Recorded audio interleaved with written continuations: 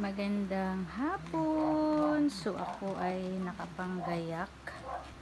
Ayan, nakapanggayak ako ngayon dahil um mag anto dito.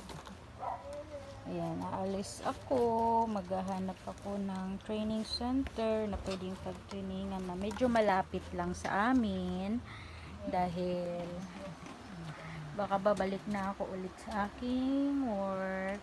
Sana nga in God's will. So maiwan mo na ang kambal, lalab mama. So habang nagbibihis ako, yung feeling ko grabe. Ang naghati. Siyempre maiiwan ko yung aking kambal na mahal ni mama.